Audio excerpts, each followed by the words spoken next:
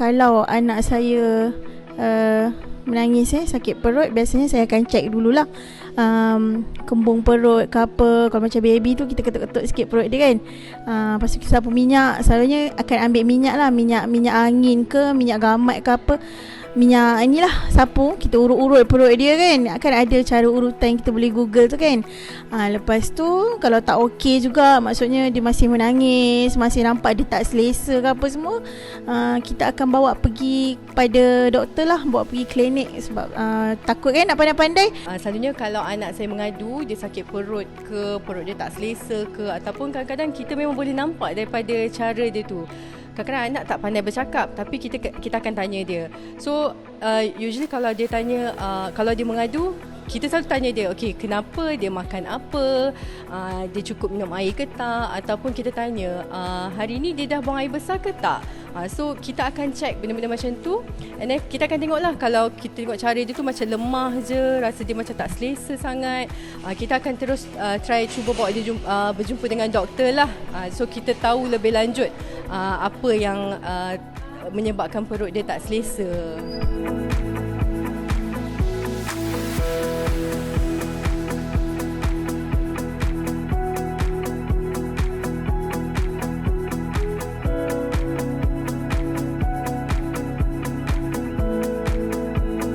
Hai semua, nama saya Dr. Nazrul Nizam bin Nordin.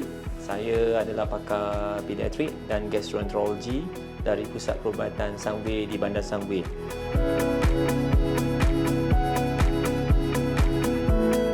Biasanya simptom yang sering kanak-kanak alami adalah sakit perut, cerit-berit dan muntah-muntah. Dan ianya sering berlaku apabila kanak-kanak dijangkiti virus.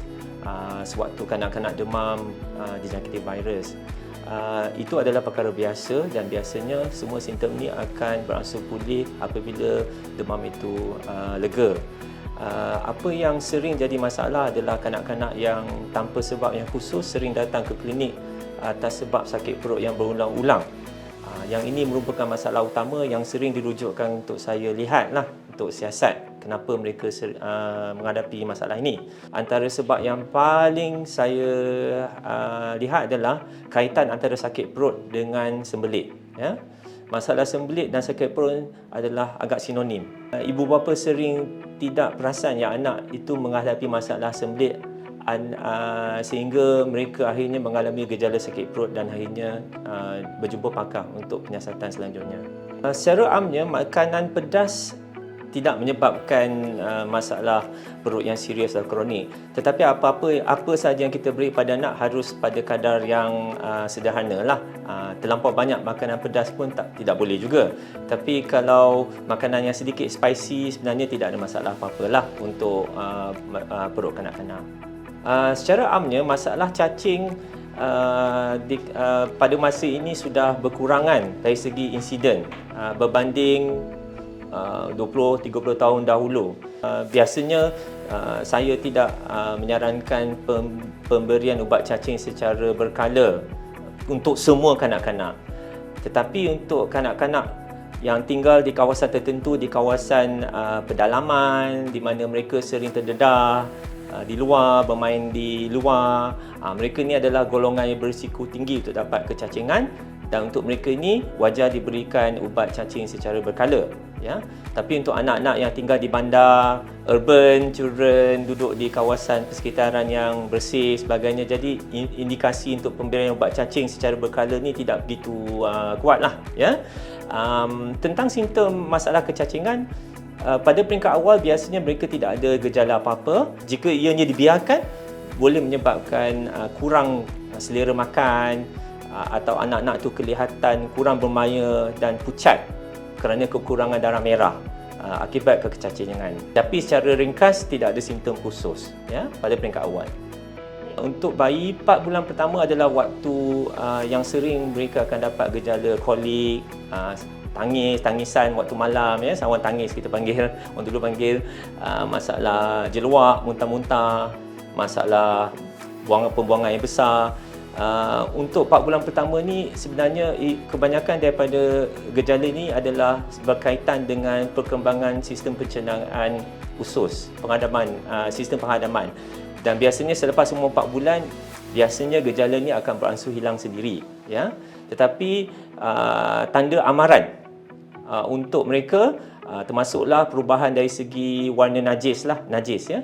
Najis kalau bercampur lendir atau bercampur titisan darah adalah indikasi mungkin masalah lain selain yang menyebabkan gejala ini. Keduanya, merosotnya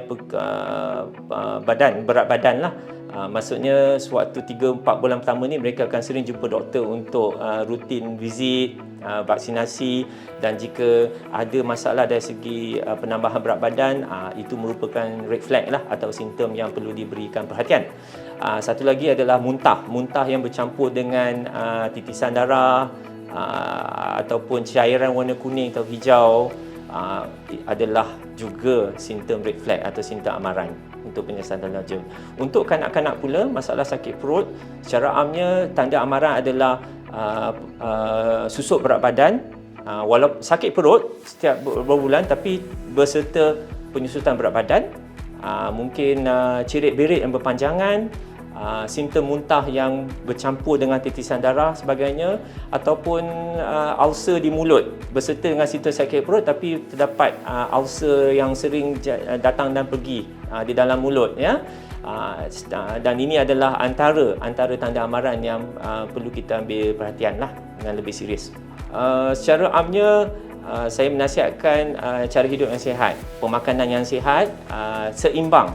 Dalam satu pinggan tu sepatutnya dalam pinggan anak tu harus ada semua warna, hijau ada, putih ada, coklat ada. Jadi kita tahu anak makan makanan yang seimbang. Pengambilan probiotik, mungkin probiotik yang semula jadi, macam dadih, yogurt, makanan ini mengandungi probiotik yang semula jadi, dan juga aktiviti fizikal secara berkala, physical activity, sebab membantu pembentukan sistem usus yang sihat lah.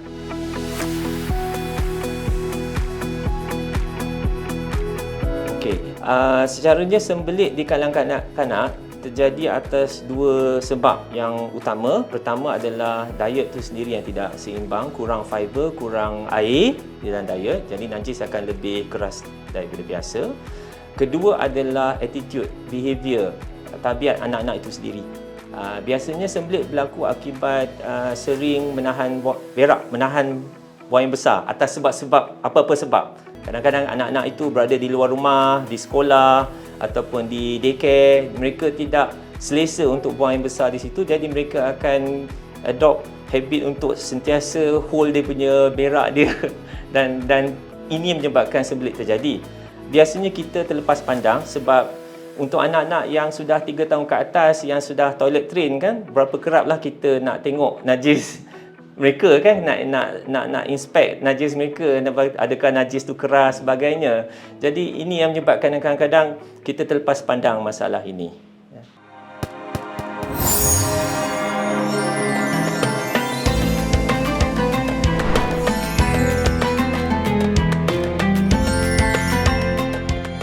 Selamat Hari Raya Aidilfitri. Salam silaturahim daripada Nu ID Aktif.